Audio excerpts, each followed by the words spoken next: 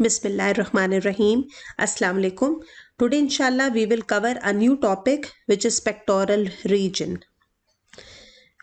We will discuss all muscles which are present in the pectoral region.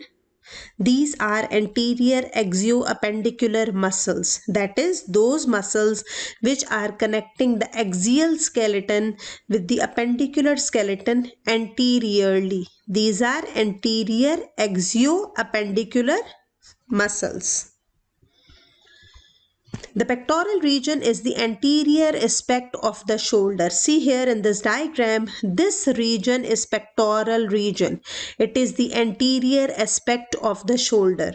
Although this area may be considered the part of the anterior thoracic wall, but several structures here which are pectoral muscles, they connect with and function as a part of upper limb, thus uniting these areas. Okay, the pectoral region also houses the breast. Okay, the breasts are also present in the pectoral region. 4 anterior axioappendicular muscles or thoracoappendicular or pectoral muscles move the pectoral girdle. There are 4 muscles. See here, number 1 muscle is pectoralis major muscle. This is a big muscle, okay, which is pectoralis major muscle. Then number 2, pectoralis minor muscle. This is also a pectoral muscle but small muscle. That's why it is named as pectoralis minor muscle. Then third muscle is subclavius. Sub means below and clavius comes from clavicle, that is subclavius, it is below the clavicle. Then there is serratus anterior muscle. Can you see here this muscle? This is serratus anterior muscle. Serratus means saw like, or it is the tooth are just of the saw. So these are saw tooth like muscles. So this is having digitations which is named as serratus anterior muscle. So we will discuss these 4 muscles which are anterior axioappendicular muscles, or they are named as thoracoappendicular because it is connecting the thorax with the upper limb, or pectoral muscles because they are present on the anterior part of the pectoral region. Number 1 muscle is pectoralis major muscle. See here, for every muscle we are going to study 4 things. Number 1 is proximal attachment or origin. Okay, it is originated from which part, or it is proximally attached to some part. Then number 2, distal attachment or insertion. That is, it is finishing or it is ending at some point which is named as insertion, or it is named as distal attachment. Then we will study innervation or nerve supply, the name of the nerve which is supplying that muscle, and the root value also which is supplying that muscle. Then the action, the main action and some accessory action. Okay, so we will study these 4 parts in every muscle. Number 1 muscle is pectoralis major muscle. Pectoralis because it is present on the pectoral region, major because it is a big muscle. It is originated from 2 heads. There are 2 heads of the pectoralis major muscle. Number 1 head is clavicular head. That is, it is originating from the clavicle. So the clavicular head of the pectoralis major muscle is originated from the anterior surface of the medial half of the clavicle. See here, this is the medial half of the clavicle and this is anterior surface. So the pectoralis major muscle is originating from the anterior surface of the medial half of the clavicle. Then there is another head which is sternocostal head. Sternocostal head means it is originating from sternum as well as from the ribs. So there is sternocostal head. This is sternocostal head. It is originating from the anterior surface of the sternum and the superior 6 costal cartilages and aponeurosis of the external oblique muscle. So the sternocostal head is originating from the sternum and the upper 6 ribs. You have to remember upper 6 ribs. The number of the ribs is very important. Then the distal attachment or insertion. See here, the pectoralis major muscle is inserted on the lateral lip of the intertubercular sulcus of the humerus. There is one structure which is named as intertubercular sulcus of humerus, which is also named as bicipital groove of the humerus. See here, this is intertubercular sulcus of the humerus. Why it is named as intertubercular sulcus? Because this is a sulcus which is in between two tubercles. Inter means between, and tubercular, there are two tubercles. One is greater tubercle of the humerus and one is lesser tubercle of the humerus. So this is a sulcus which is in between the greater and the lesser tubercle of the humerus.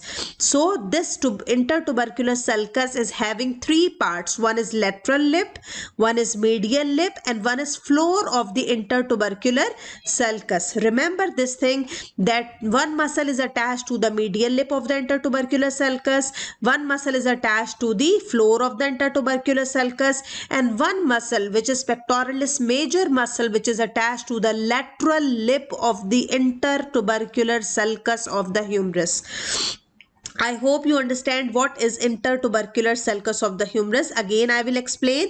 This is one sulcus or one groove which is present in between two tubercles of the humerus. This sulcus is having three parts. One is lateral lip, one is medial lip, and one is floor. So lateral lip is giving attachment to the pectoralis major muscle.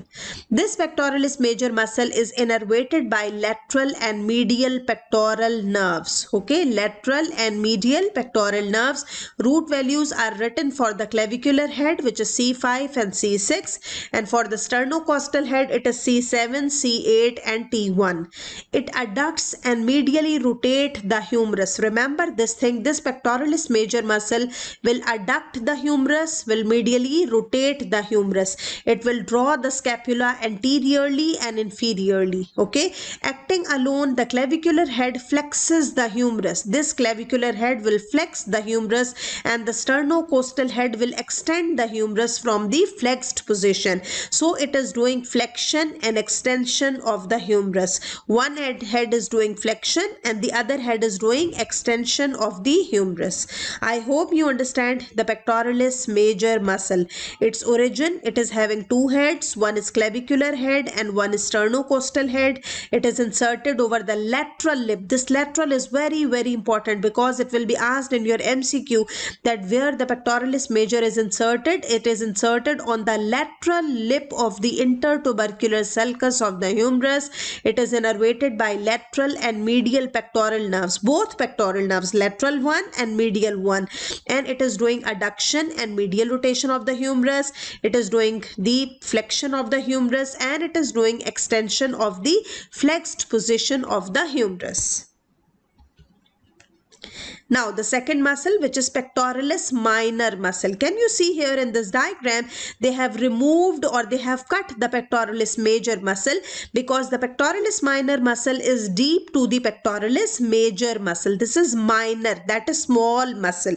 Okay, it is originated from third, fourth and fifth rib. This third, fourth and fifth rib is very important. It will be asked in your exam that pectoralis minor muscle is originated from which ribs. So it is third rib, fourth rib and fifth rib near their costal cartilages. These are the costal cartilages which are shown in light blue or white color, and these are the ribs. So they are just near the costal cartilages on third rib and fourth rib and fifth rib. Okay, it is inserted over the medial border and the superior surface of the coracoid process of the scapula.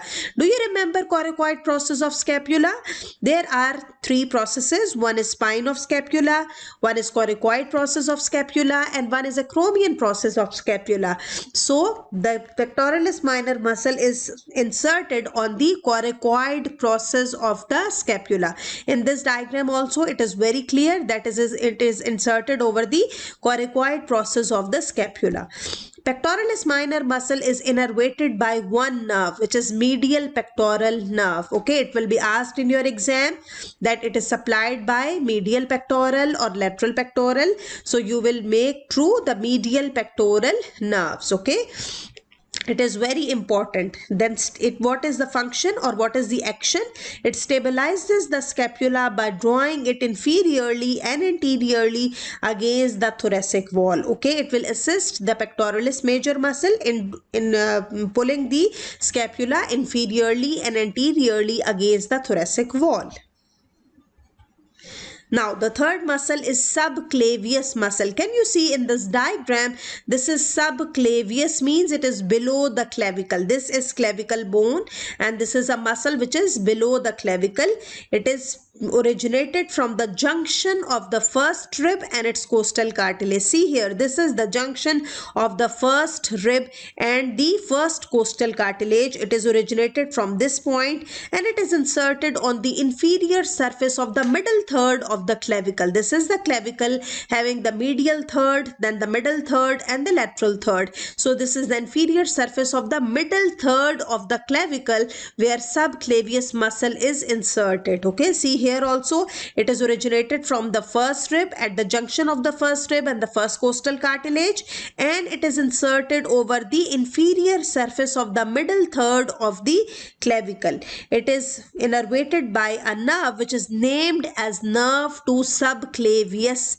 Nerve to subclavius. Okay, it is originated from C5 and C6. Okay, it anchors and depresses the clavicle because it is present below the clavicle. So when it will contract, it will pull or it will depress the clavicle or pull the clavicle downwards or depresses the clavicle.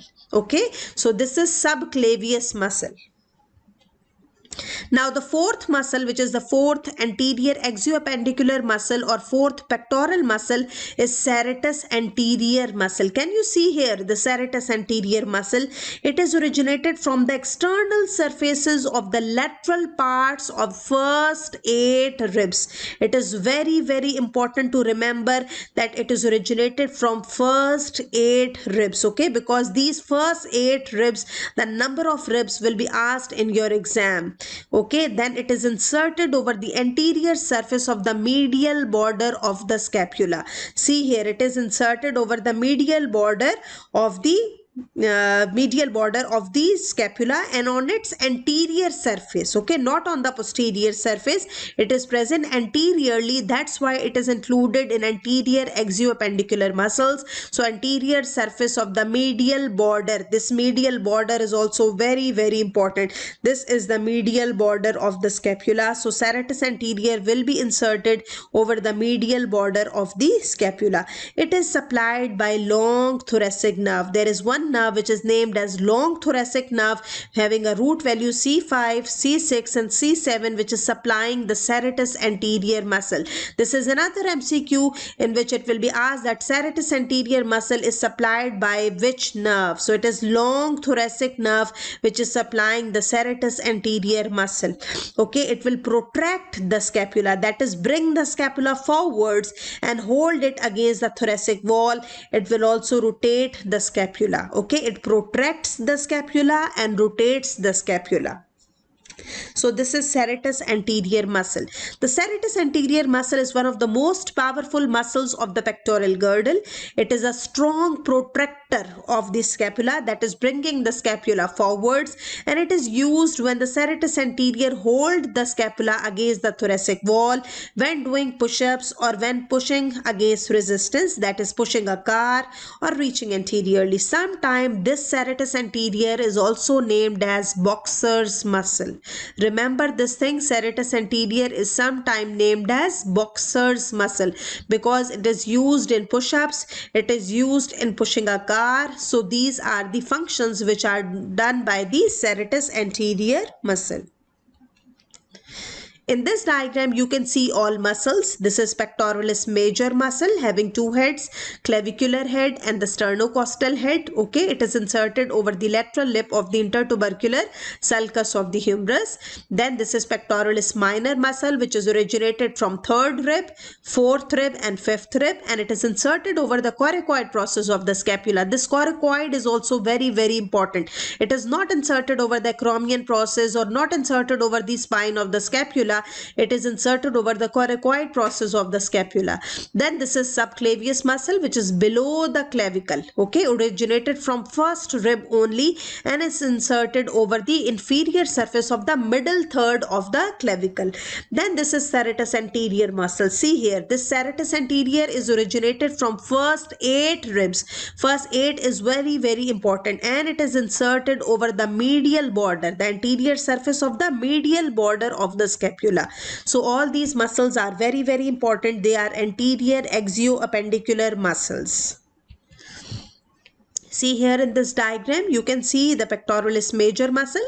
This is pectoralis major, okay. Then there will be, when we will remove the pectoralis major, there will be pectoralis minor muscle, and these are the digitations of the serratus anterior muscle, okay, which is supplied by long thoracic nerve. This is long thoracic nerve which is supplying the serratus anterior muscle. In this diagram also, you can see they have removed the pectoralis major and now the pectoralis minor is visible here.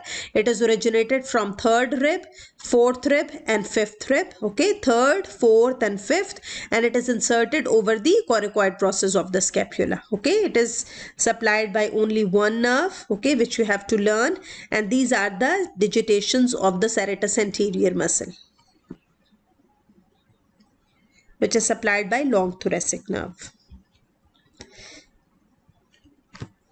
Now they have removed the pectoralis minor also, okay. They have cut the pectoralis minor so that the digitations of the serratus anterior muscle are clearly visible, which are supplied by long thoracic nerve. See here, this is long thoracic nerve. In this diagram, subclavius muscle is also very clear, okay, which is supplied by nerve to the subclavius. See here, nerve to the subclavius will supply the subclavius muscle.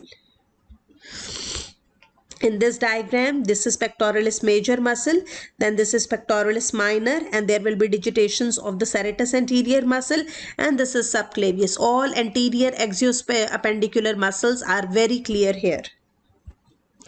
Now, some of the clinical applications. Number 1, absence of the pectoral muscle. Can you see here in this diagram that one side pectoralis major muscle is absent, okay? So, absence of the part of the pectoralis major, usually it's sternocostal part. See here, the clavicular part is somewhat present, but the sternocostal part is absent, okay? It is uncommon, but when it occurs, no disability usually results. However, the anterior axillary fold formed by the skin and the fascia overlying the inferior border of the pectoralis major muscle is absent on the affected side, and the nipple is more inferior than usual. In Poland syndrome, there is one syndrome which is named as Poland syndrome. Both the pectoralis major and pectoralis minor are absent. In Poland syndrome, there is breast hypoplasia. Hypoplasia, hypo means less and plasia means formation. That is, breasts are less formed or not formed properly, and absence of 2 to 4 rib segments are also seen. These are some clinical features which are present in the Poland syndrome. One feature that the pectoralis major and minor are absent, breast hypoplasia, and third feature is absence of 2 to 4 rib segments are there. Okay, so this is Poland syndrome. This will also be asked in your exam, that in Poland syndrome which muscles are absent. So pectoralis major can be absent, pectoralis minor can be absent. Now, paralysis of the serratus anterior muscle. You know this thing that the serratus anterior muscle is inserted over the anterior surface of the medial border of the scapula. This is the medial border of the scapula, and long thoracic nerve is a nerve which is supplying the serratus anterior muscle. Okay, when the serratus anterior is paralyzed owing to injury to the long thoracic nerve, the medial border of the scapula moves laterally and posteriorly away from the thoracic wall, because the function of the serratus anterior is to pull the scapula inferiorly and anteriorly, okay, towards the thoracic wall. But when this is paralyzed, so what will happen? The opposite action will be there. So the scapula moves laterally and posteriorly away from the thoracic wall, giving the scapula an appearance of a wing. This is just like a wing of a bird, especially when a person leans on a hand or presses the upper limb against the wall. Okay, when the arm is raised, the medial border and the inferior angle of the scapula pull markedly away from the posterior thoracic wall, and this deformation is called as winged scapula or winging of scapula. In addition, the upper limb may not be able to abduct it above the horizontal position because the serratus anterior is unable to rotate the glenoid cavity superiorly to allow complete abduction of the limb.